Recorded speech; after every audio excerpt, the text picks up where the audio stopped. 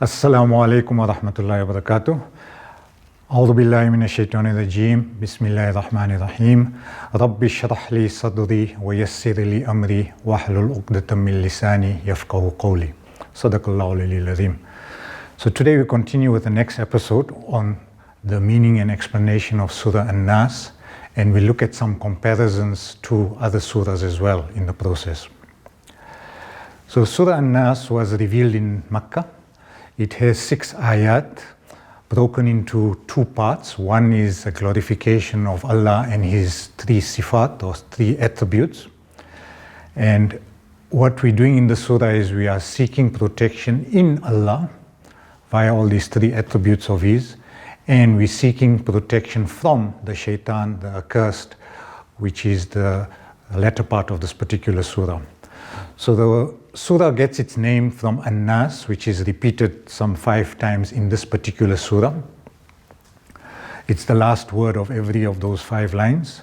And an-Naas, broadly speaking, means humankind or people in general, or mankind, or even the men, which includes women. So in other words, this whole creation of mankind is what this surah refers to.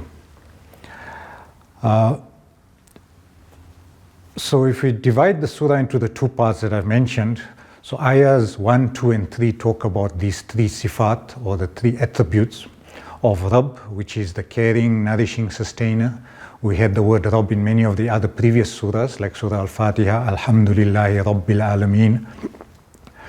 So that's the meaning of the word Rabb, the nourisher, the sustainer, the one who looks after all the different creations and the makhlukat or the creations of Allah. The second attribute is the word Malik in this case. We had Malik Yawmiddin in Surah Al-Fatiha, but Malik and Malik are interchangeable in many ways. So Malik has a connotation of the king or the owner or someone or a deity who is able to do as he pleases. He doesn't need anybody's help to do it, but he can do as he likes. And his command is simply kun fayakun. He simply, if he wants something to happen, it simply does happen. Then the third quality is al-ilah, which is the deity or the object worthy of worship.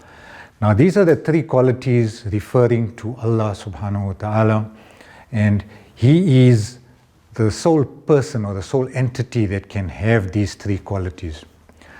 Now on the other hand, we look at shaitan, and power has been given to the shaitan to prey on us as humankind, to prey on our forgetfulness. Now if you look at the word Naas, Naas comes from the root nasiya or nisyan, and nisyan means forgetfulness, and nasiya means to forget. So Naas, people by their nature, they are forgetful, and therefore they need continuous reminders. And being forgetful, we can easily stray off the path. In other words, we can get diverted by shaitan in his wily dealings with all of us at all times. And he's out there all the time trying to ensnare us, trap us and take us off the path. So we need protection from this shaitan, and in this surah it's referred to as the an-Naas, the whisperer, the person or the thing that whispers into the hearts or into the minds of people, giving people ideas and wrong ideas, and if people actually take on those ideas, they will go astray. So the word an-Naas is somebody who whispers all the time. You know, there's a continuous element to it. We had khabbaz, which is a baker, because that's the act of baking is done on a daily basis. We had hammalatul hatab in the previous Tabbat Yada surah that we looked at, where hammala means the person who's going to be carrying firewood all the time, regularly, continuously. Then the other important word we come across in this particular, the latter part is wiswas or waswasa. Now waswasa is a unique verb in that it's got 4 letters. It's got a waw sin and a waw sin. Normally it's triliteral or 3 letters in verbs, but there are some quadriliteral or 4-letter verbs in the Quran as well and in practice. So waswasa is one of them. In another surah, we'll come across zalzala in إِذَا زُلْزِلَتِ الْأَرْضُ زِلْزَالَهَا. Zalzala means to shake, to tremble, and to tremble on a regular basis. And another word like on that same scale is salsala, from which you get silsila, or the chain, like a chain of Sufis or whatever, silsila. So salsala, zalzala, and waswasa are on the same root. I'm just giving you a little more extra, but waswasa is the one we're considering here because the word is used in two forms. The one which says min sharril waswasil khannas, the waswas is the whisperings, the noun form of the verb whisper. Alladhi yuwaswisu, that's where the verb is, the one who whispers into the suduri nas, the chests or the breasts of people, from both the jinn and as well as the human beings. Now the word al-khannas is something that refers to, it's like a twinkling of a star. It almost like it comes forward, it comes into your life, like the shaitan will appear in one form or the other, or one idea or the other, and it will play on your idea or on your mind or on your heart. And if you are strong and you would withstand that temptation, then shaitan, the wiswas of the shaitan, withdraws for a while. Then you can carry on with your life, and then later on it tries to come back into your life and in another way. So that's why this word khannas is used, showing the fact that it happens like frequently or more than once, and it can happen frequently during the day or in the course of your life. So we've got to be careful at all times of this action of wiswas, the whispering coming and going, coming and going, coming and going. And we'll find ways of actually finding an antidote to that as well. So we look at the first three ayat once more, the Qul a'udhu bi rabbin nas, malikin nas, ilahin nas, referring to Allah alone. Now, if you look at the history of Pharaoh in the Quran, and the history of Musa alayhi salam in particular, his is one story that's mentioned the most times in the Quran, which is quite amazing. We know of Surah Yusuf, there's a whole surah dedicated to his life story, but Musa alayhi salam's story is recorded in many, many different surahs of the Quran. Now, if you look at the different parts of the Quran, in Surah an-Naziat, there's a verse or an ayah that says, فَقَالَ أَنَا رَبُّكُمُ الْأَعْلَى. One day when he's talking to the Banu Israel, he says, I am, أَنَا رَبُّكُمْ, I am your Lord. Right? In other words, he's assuming rububiyah, this idea of being a Rabb over the people of Israel. So this is the one thing he said, I am your Lord. And he said, Al-A'la, which means the exalted or the highest of the Lords that you can have. Then the second ayah in another place of the Quran, in Surah Az-Zukhruf, he talks about وَنَادَى فِرْعَوْنُ فِي قَوْمِهِ قَالَ يَا قَوْمِ أَلَيْسَ لِي مُلْكُ مِصْرَ وَهَٰذِهِ الْأَنْهَارُ تَجْرِي مِنْ تَحْتِي أَفَلَا تُبْصِرُونَ. So, and Pharaoh proclaimed amongst his people, and he said, O my people, does not the kingdom of Egypt belong to me? And you see these rivers, the Nile, that run at my feet. Do you not perceive? In other words, am I not like renowned to be the king over all of you and the king of Egypt? And look at these rivers flowing at my feet. So that's the second quality that he attributed to himself, the being a malik or the king. And the third is that he even went so far as claiming divinity, being a god or an ilah to the people of the Israel. So in this third ayah in Surah Al-Qasas, he says, وَقَالَ فِرْعَوْنُ يَا أَيُّهَا الْمَلَوْ مَا عَلِمْتُ لَكُم مِّنْ إِلَٰهٍ غَيْرِي. So Pharaoh said, O members of the elite, I do not know any god that you may have other than me. Now imagine the arrogance and the pride of this man, claiming these three qualities which are reserved to Allah the Almighty, but he's claiming it as a human being. Now, we need to look at this in perspective. Now, let's look at, we know that Pharaoh was a dictator. He was full of arrogance. He had a hyper ego. He was full of himself. And he could dictate and call the shots and rule the way he pleased. He could call on a genocide of all the male children of the time, and people would just, his soldiers would just follow out his orders. So he was a dictator of the highest magnitude. Now you look at the other enemy of the people is Shaitan, Iblis. Because while Shaitan was a jinn and he used to worship Allah, he also had pride.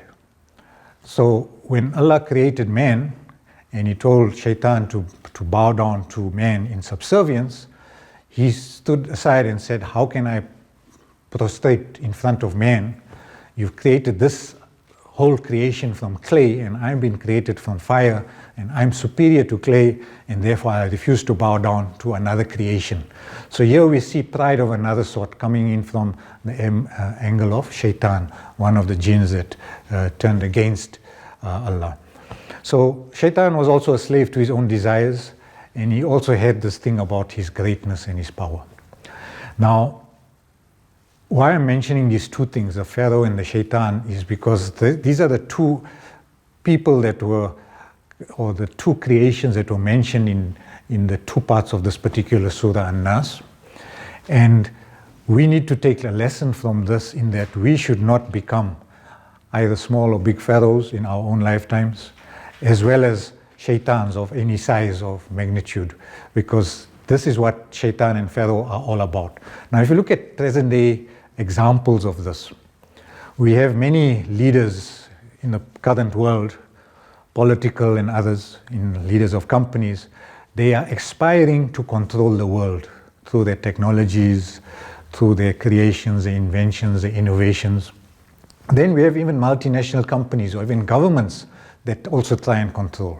Now, to give you a few examples, we have like this hormone RBGH recombinant that's been discovered, which allows cows that give milk to, it's a growth hormone that they feed these cows with them to stimulate milk production. And the cows literally become milk producing machines. And the udders, you know, the sac where they keep the milk, sag and drag on the ground as a result of this sort of over pumping of hormones into their bodies. And this causes mastitis. Imagine a cow trying to walk with the udders are drooping on the ground. It can't even walk because of the pain it has, but because of the udders that are so full. Now, farmers are forced to buy this hormone because they get subsidy from the government. And in the US, it's estimated that 17% of milk production is manufactured in this particular way. Now, the question we can ask as Muslims is, you know, can this kind of a milk be halal? You know, something to think about for our halal agencies. Because if you force feed an animal to make it produce more than it can naturally, then obviously there's something wrong. Secondly, they are buying up vacant land, these multinational and corporations, and they plan to feed the world under the guise of the UN sustainability goals. So they're talking of, on the one hand, green and environmental conscientiousness and sustainability. And if you look at Ukraine today, they are buying up fertile green farmlands, buying it by the multinationals who can own these things, and then they'll control these lands, and that is the wheat basket of the whole of Europe. Apart from Russia. So there's a bigger agenda in terms of even this control of Ukraine. Then we look at the wheat industry. Here also they're patenting seeds that they've discovered. They've genetically modified these seeds. And these seeds have a higher yield, and they are supposedly protected against pests, and also they have a sort of a longevity built into that particular seed. So that thing can only give a crop once, and then the next time around that thing can't sort of give seeds on its own. You need to buy seeds again. So you in other words, in a continuous spiral of buying seeds every year. So buying these GM seeds, you are forced in a cycle of buying from these companies like Monsanto and others on a continuous basis year to year, because after one production you need to buy seeds again and again and again. So you get caught in a continuous cycle of buying and making these multinationals rich, and you as a poor subsistence farmer, you can't make ends meet. And we've had examples of tractor marches in Delhi and Amsterdam and elsewhere in the world, where the big corporations are trying to throw out these subsistence farmers along the wayside, where they're trying to control it as a corporation. Then we look at vaccines like COVID we had recently, and now polio as well, where although the intent is good to keep away from disease or to cure people from sicknesses, but we know from experience that some of these things are done, unleashed on us as human beings by some company or industry or factory somewhere out there, or even a laboratory, and then these big pharma companies get rich in the process of selling us the vaccines at high and exorbitant prices, and then they keep the economy going. And then the last one is we have unnecessary wars, like in Ukraine, for instance, or even in Palestine or Sudan, where people that are warmongering kind of nations make their own industrial military complexes thrive as a result of these wars. So they like a long war rather than a short war, because then it keeps the production of arms and ammunition and fighter jets and tanks and all the rest of it, this whole military complex, alive and well and ticking, and somebody is getting mega rich in the process of keeping these wars alive. So we have leaders like that, we have governments like that, we have multinational corporations like this.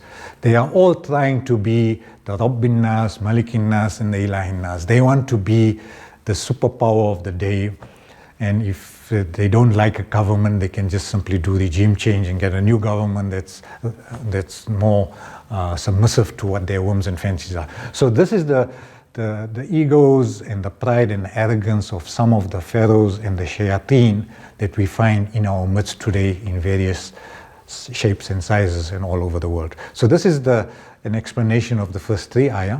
Then we move to the next three ayahs. The min sharril waswasil khannas alladhi yuwaswisu fi sudurin nas min al-jinnati wan nas. We mentioned about the word khannas. It's a whisperer that does it on a regular basis. And how shaitan works is sometimes he makes someone send you sometimes an innocent looking message or an email, and you respond, and then you fell into a trap. Or sometimes you're invited to go to a nightclub or a disco or a party, or sometimes even a wedding function or birthday function, and along the way there's other divergences and things that ensnare you. So sometimes you might be offered a drink, and the drink might have been spiked, or not even spiked, but the fact that it's something that once you drink it or have it once, a drug, it's something that for lifelong you will then urge and crave for that, to fulfill that particular desire, to have that, and you need it to continue in your life. So social media today, marketing strategies, billboards, it's all in our faces at all the time. So this is the khannas, the whisperings that are going on in various ways, and we see this thing in our media, we hear it through our ears. So it's whispers of shaitan that's very, very advanced. He's using all the tools of the trade of today, and he's able to incline people towards doing the wrong thing, and inclination towards evil. And we are being bombarded, and we need to make sure that we can resist this. So the last two ayahs talk about he's trying to whisper or enter the chests or the breasts of people. Now we know that the heart is enclosed or encapsulated in this chest, and the chest is like a protection for the heart in terms of injury and accident, but it's also got an injury in a spiritual sense. The chest is like the gateway to the heart. So if we can control this gateway, and not allow the shaitan's whispers to go past the chest, as it were, and enter our heart, and then we do or act as a result of it, then we have succeeded. But we need to be very, very careful in keeping the chest or our breast closed, so that our hearts are protected at all times. And the way we can protect our chests is through dhikr, which, remembrance of Allah, which polishes our hearts at all times. And also the idea of reading salah regularly on time, and even nafil salah, which is the extra salah, which is also an extra benefit to us, which nourishes our hearts and keeps our hearts on the straight path, as it were. Right, and we are encouraged to read the Mu'awwidhatain, that is these two, Qul a'udhu bi rabbil falak and Qul a'udhu bi rabbin nas. Mu'awwidh, we mentioned, is to the seeking of protection of Allah, and we are encouraged to read these two surahs in particular at sunrise and sunset, and when going to sleep for added protection. We should also try and sleep with wudu. Right, so if you look at a few comparisons quickly, we're talking of Surah Falak, which we've done before, and Nas, which we're doing today. If you see the two surahs, in a nutshell, both of them start off in the same way with Kul a'udhu bi Rabbi. Right? And then the one says Al-Falaq and the other one says an-Naas. Then in Falaq we had 4 specific evils that were mentioned. The evil of what he has created, the darkness as it envelopes, the evil of sorcerers and witchcraft people that blow on knots, and the evil of the envious one when he envies. So those are the 4 sort of external forces which are out of our control, out of our hands, but we need to be aware of the fact that there is evil lurking in these 4 aspects in nature outside of us. And if you look at this other surah, Kul a'udhu bi Rabbin Nas, they only talk of one shar in ayah number 4, the shar or the evil of the wiswas, the whisperer and the tempting whisperer or the continuous whisperer who tries to gain our attention and get into our lives. So we need to be careful where, if you look at Sprite, their tagline is obey your thirst. In other words, they're just telling you, do as you like. You're free. You're a human being. Why must you be, confined by this fact that you believe in something? In other words, what's the point? Why believe? Just do what you like, right? So that's one. And even Nike has got the other tagline, which is just do it. I mean, anything you want to do in this world without even thinking, you must just, what they sort of saying is just go ahead and do it in our shoes and in our gear. So we need to be careful of how some of these companies preach some of these ideas, but subtly they are telling us just lead your life the way you want to. Don't have any confines of faith or monotheism or tawheed to guide you. And we need to be careful of all this. So we need to be protected from the evils outside as well as from the evils inside. And then our last slide for today would be to look at a comparison briefly between Surah Al-Fatiha, which is the first surah of the Quran, and Surah an-Naas, which is the last surah of the Quran. If you look at, this is on the two either ends of our Quran. We've studied Surah Al-Fatiha in detail where we talk of the 7 ayat, with the Bismillah. Then again, we can see in terms of the colors that we see here, the Rabb is mentioned in both surahs, Rabb. The Rahman, Rahim, and Allah is the Ilah concept in Surah an-Naas. And then the Maliki is mentioned as Maliki in this particular surah, both having similar connotations. And the idea of the awareness of the Day of Judgment. And in Surah Fatiha, we are asking for help, to guide us onto the straight path, show us how to worship. And we should only be asking you for help in that surah, whereas in this surah we are asking protection against the wiswas of the khannas, and also it can appear from both quarters, which is from the jinn quarter as well as from the nas quarter. In others, the jinn that we can't see, but who can appear from time to time in a physical form as well, and nas, people we know, loved ones and others who can have this quality of goodness in them, and there can be an evil element or dimension to them as well. So we need to be careful of both people as well as jinn in terms of what they do to us, whether they think well of us and want to guide us and help us, or whether they've got evil intentions and don't want us to succeed, and all the rest of it. So it's a very beautiful tie-up between the beginning and the end of the Quran, and even the tie-up between the two Mu'awwidhatayn, which is Kul a'udhu bi Rabbil Falaq and Kul a'udhu bi Rabbin Nas. So we'll end at that point with the famous ayah from the Quran. Bismillah ar-Rahman ar-Rahim. Wal asr innal insana lafi khusr illa alladhina amanu wa amilu s-salihat wa tawasaw bil haqq wa tawasaw bis sabr.